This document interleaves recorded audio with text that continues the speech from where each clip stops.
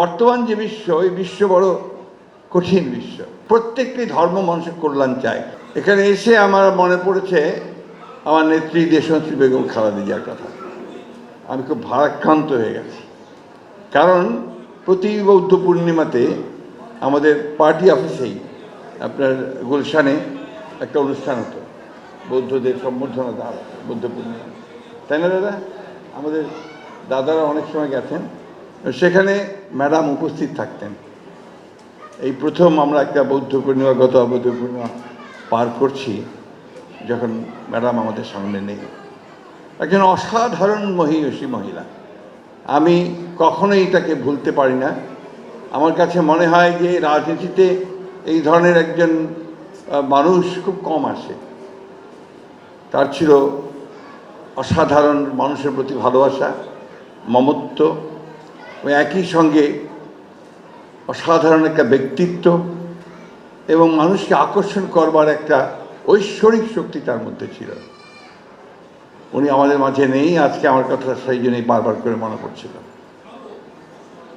আজকে যে দিনটা আপনাদের, এই দিনটা শুধু আপনাদের না, পৃথিবীর বিরাট একটা অংশ জুড়ে বৌদ্ধ ধর্মে যারা বিশ্বাস করেন তারা এই দিনটা অত্যন্ত আনন্দের সঙ্গে, পবিত্রতার সঙ্গে পালন করেন। কারণ এই দিনে আপনাদের গৌতম বুদ্ধ, মহামতি গৌতম বুদ্ধ, যিনি পৃথিবীতে এসেছিলেন সমস্ত অসত্যকে দূর করবার জন্যে, হিংসাকে দূর করবার জন্যে, এবং সেটা তিনি করার চেষ্টা করেছিলেন। শুধু নয়, তার এই ধর্ম একসময়ে গোটা এশিয়া ছড়িয়ে পড়েছিল। এই ভারতবর্ষও কিন্তু আপনার বৌদ্ধ ধর্ম সবখানে ছড়িয়ে পড়েছিল। এই যে আজকে আপনারা বৌদ্ধ ধর্মে যারা জন্মগতভাবে আছেন, আপনারা কিন্তু সেই তখন থেকেই আছেন। ওই বৌদ্ধের বাণী যখন আপনাদের মাঝে এসে পড়েছে, বাংলাদেশে দেখুন বিহার অনেক জায়গায় দেখা যায়, তাই না? এই বৌদ্ধ বিহারগুলো কোনোটা 1000 বছর, কোনোটা 1500 বছর, কোনোটা 2000 বছর আগের দেখা যায়, সেগুলো আছে।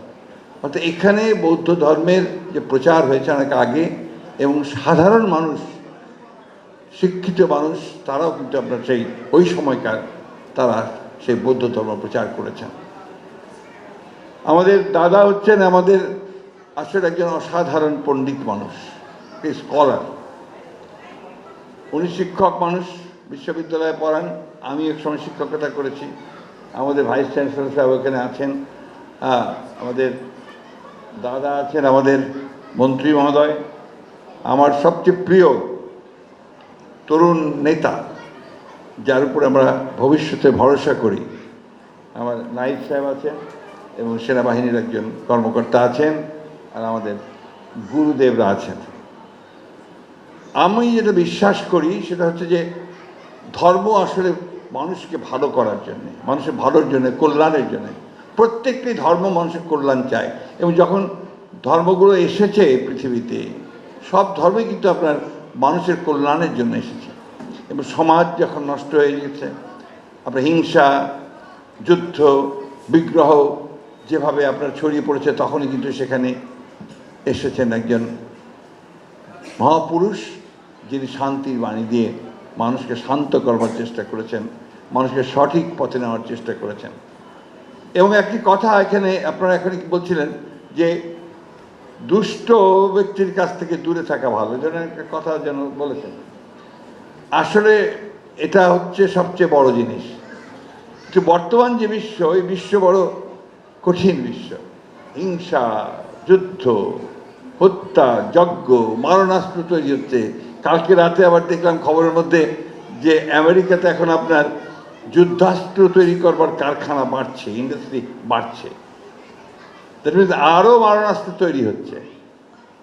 তো এই যে পৃথিবী, এই পৃথিবীতে আপনারা আমরা যারা শান্তির কথা বলি, সেখানে ওই আসবে যে শোনাইবে ব্যর্থ পরিহাস, এই ধরনের কথাগুলো এসে যাচ্ছে আজকে। তাই আমাদের সকলের, প্রত্যেকটি মানুষের, আমরা যারা শান্তিতে বিশ্বাস করি, আমরা যারা মানুষের কল্যাণে বিশ্বাস করি, আমরা যে কল্যাণ করতে চাই, আমাদের বোধহয় এক হওয়া দরকার, ঐক্যবদ্ধ হওয়া দরকার। হিংসাকে, যুদ্ধকে সবার না বলা উচিত।